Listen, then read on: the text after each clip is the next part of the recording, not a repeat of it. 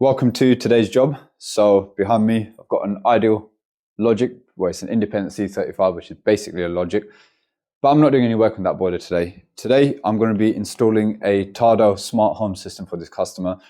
Now, my previous experience with Tado hasn't been great. Installation of it is fine. It's not a problem. You wire it up as you would any other thermostat, but I've always had issues setting it up afterwards. So this is down to connectivity issues. You need internet bridges and this, that, the other. It's not a straightforward solution as I've experienced in the past. And I've had a lot of customers actually complain about Tado in the past as well. And they've actually asked me to take it out and install a different type of systems. I'm just going, that's my own opinion. So I'm not saying it's a rubbish product overall. It may work, but the experience I've had has not been a great one. What I'm going to be doing here is I think I've got 9 radiators or something like that to fit the Tado TRV smart heads. I've also got to install the actual thermostat and controls to the boiler as well. So the wiring part of it and change the valves is not a problem. Like, that's what I do, but I think I'm going to have problems when it comes to setting it up. I hope not. I hope it works great, because if it does, if I have a good experience with the product and it works like how it's supposed to, I've got no problem recommending it to customers going forward. But literally every single time I've installed Tado or I've worked with Tado, I've always had issues with them. I think the last one I had was when I installed it on an S-plant onto a combi where we had central heating and underfloor heating. And I'd wired everything up exactly how I was supposed to, but for some reason it just wasn't working.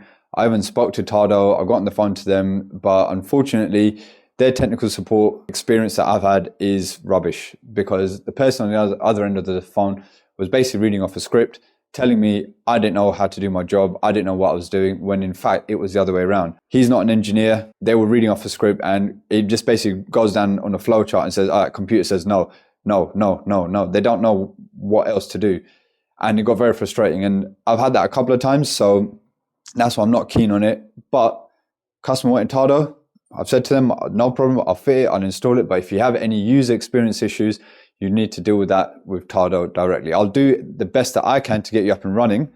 But if you have any further issues down the line, you're going to have to take that with Tado. I've given my opinion and my advice, but let's see. So I think he's got all the controls on. So I was actually meant to be doing, I thought it was meant to be S-plan here as well, because they sent me a picture of this underfloor heating thermostat, which now that I'm here is electric, because he said there's a fuse spare down there which controls that and turns that on.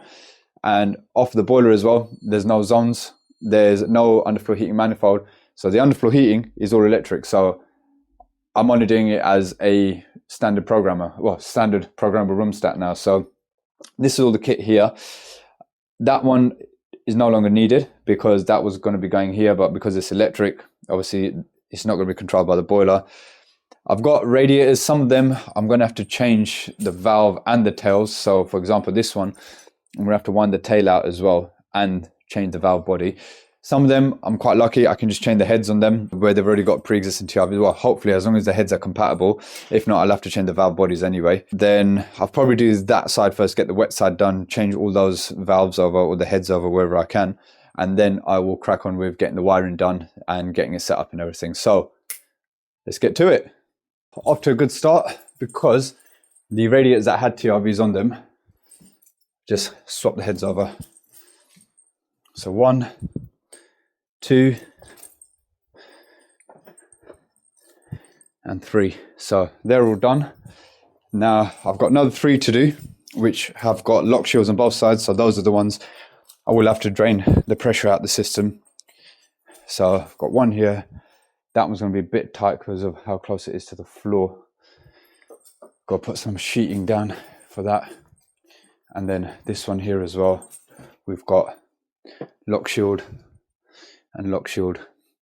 So you know how we do. Oh, there's one more in the basement as well. We don't drain systems down. We just take the pressure off and try and do it quick time.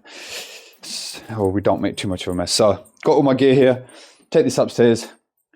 I'm going to obviously take the wet vac, because you just never know when you're going to need a wet vac. And on a job like this, it's always good to have it, especially if they've got carpets upstairs. Let me go in and grab the valve bodies of those.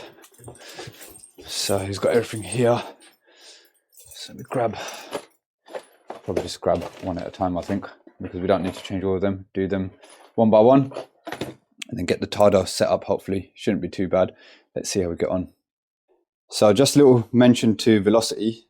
They've sent me out these work mats. I've been using them for a while. They're really good for especially this type of work because it's got the little slits on either side. So depending on what you're working on. So I've wrapped that around the rad pipe and then obviously got the plumb tub underneath it as well. So the plumb tub's meant to be obviously to catch all the water, but this is for safe measure to make sure don't get any stains on the carpet or any water on the carpet. They're waterproof.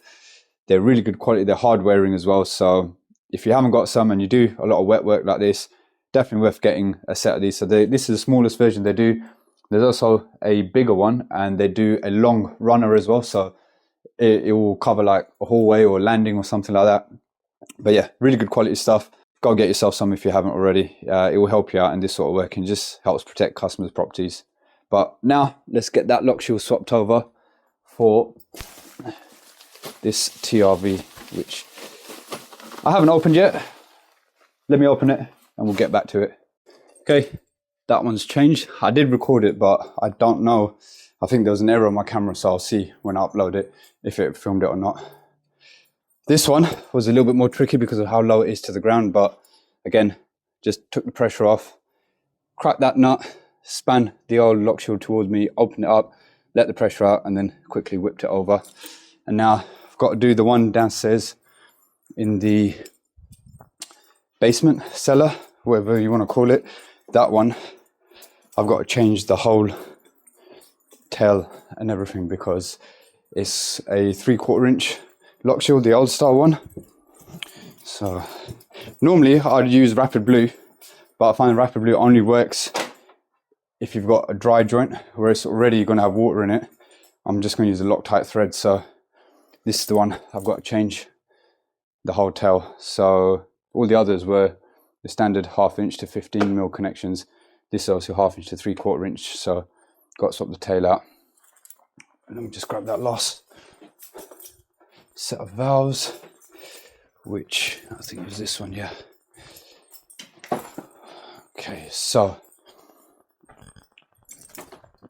this for years, I've rarely used it, but it comes in handy for jobs like this. So it's one of those tools where it will sit in your van for months and months and months. You can see it's a bit rusty and stuff where I haven't used it, but for rad tails, game changer. I don't know what it's exactly called, but I think it's just a Rothenberger rad tail key. There is a code on there, 2.7180. Don't know if that means anything, but if you just type in Rothenberger rad tail ratchet, this will come up. Let's get this sorted out now. Okay, this is the last one that I need to change here. So I've locked off the other side. Let's just lock that side off as well and crack this nut open. It's a strange looking valve. I've not come across it before.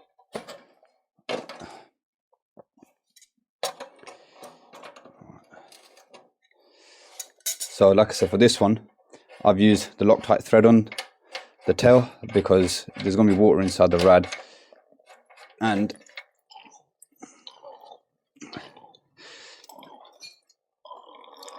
I've got no play on this pipe work either, which is fantastic. All right, let me see if I can just spin this out.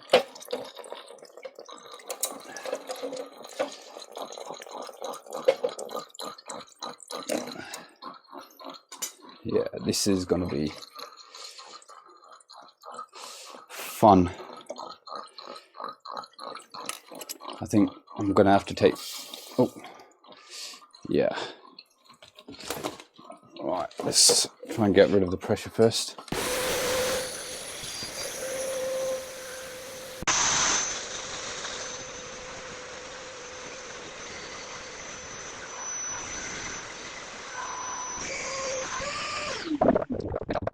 Okay, so that's slowed down enough for me to be able to work on it, because I can't get this tail out until I take this valve off because it's in the way. Let's just get... And there. These folding buckets are absolutely great for this kind of work because there you go. I've got all the time in the world now because that water is going straight in. And now I need to try and make sure this rad. There we go.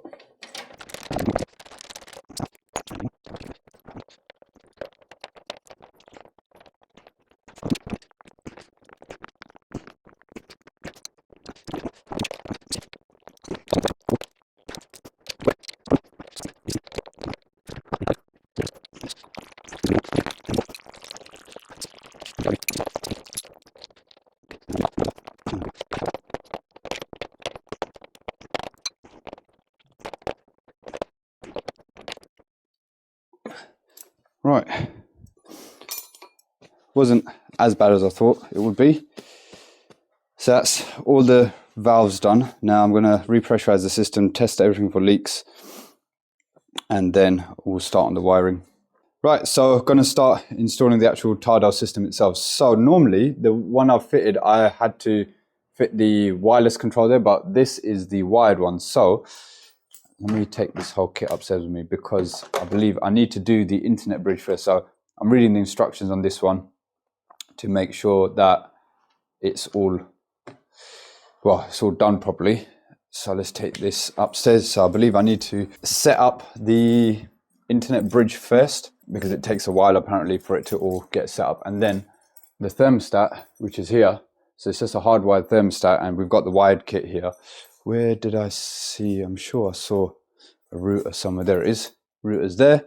So we'll plug the internet bridge into the router, follow the instructions step by step, and then, yeah, hopefully it should be as easy as that to get it set up. Okay, so far, so good. So I've just followed the instructions on here, plugged that in, turned the internet bridge on. So that's blinking, that's pairing to that. Now, apparently it takes up to around 2 minutes, and then I should see the static icon of the two things linked together, which means that that's all paired up. So in the meantime, I'm going to go ahead and wire up the back plate to where the existing thermostat is. And then I also need to figure out how the smart thermostats, the smart TRVs, all link up to this, or if it's in the same way or if it's done through the apps, but one bit at a time. So that's finished pairing, I believe, because if I press that, it looks like that arrow symbol. I think it's a software update that it's trying to do. Now the old thermostat here, so we've got our common, neutral, switch live. So just got to take them out of here, install the new Tado thermostat, and then wire common, neutral, and normally open. So let's get to it. I've seen this on Instagram and other places, that extra hand. There are a few copies out there, but this one is meant to be the one that works. I got rid of the DeWalt wet and dry back, the battery one. I bought this Evolution one just for dry purposes. Just give it a little trial run.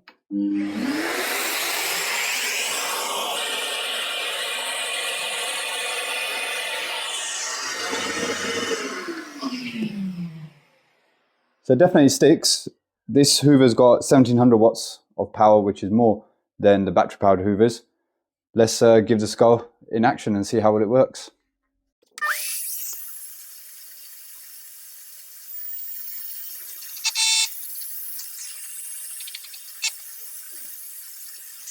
Right, so we're in the app, settings. So I've added 2 of these smart TRVs. Obviously the thermostats now. We've just got to add device. And now I've got to pop that off of there. Scan the QR code. There we go. So it's saying register it. So I've removed it off of the mounting bracket. Let's take out the battery strip. So now I should see something. There you go. It says hi. And now tap continue. Press the pairing button. So you've got a little pairing button here. Hold it in for 3 seconds. There we go. It makes a little buzz. Now you get these dashed lines, and you'll see on here it's going to try and pair this in a minute they should go solid, which means that it's paired successfully. It says it can take up to 2 minutes, but the others connected fairly quickly. Right, there we go. Got the 3 lines on there, and just wait for that to connect up. And that should in a minute just say that it's done. Once that's done, I've just basically, there's a little marker on here where it says top, so I've just got to make sure that's facing forward, because that basically, here we go, look, it says on here your device is connected now. So there's a little marker on here which says top, so that's got to face forward. So that basically just shows where the LEDs are going to be shown on here. So it says your smart radiator thermostat is connected. View installation instructions, that's fine. So we're going to add it into the main room there. Come out of there.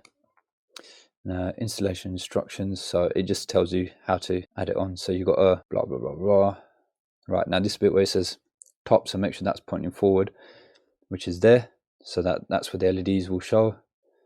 And now it actually waits for you to mount it, so you've got to make sure, get that on like so, and then it should just click.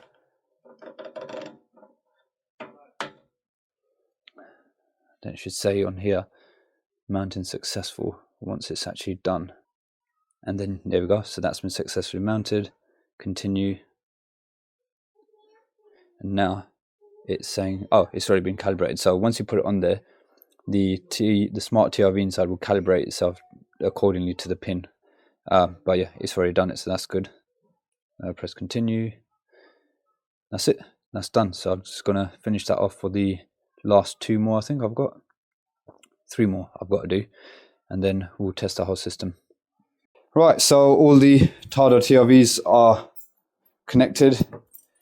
They're all online. So I've assigned, as per the customer's request, each TRV as a separate room. So we've got living room, playroom, landing, bedroom 1 and 2, and the bathroom and the basement 1. So currently we are running the heating in all of the rooms. So they do come on individually. I've just tested it. The boiler fires on when you turn on each of the individual TRVs. And then you've also got the main thermostat here as well. So I'm guessing that will turn everything on and off, but you've also got options up here to turn off all the rooms, resume schedules, boost the heating in all the rooms. It allows you to set schedules for each different room as well. So you can have, let's say in the morning, you just want your bedroom and your bathroom to come on. So you can just have those coming on and then the rest will be off.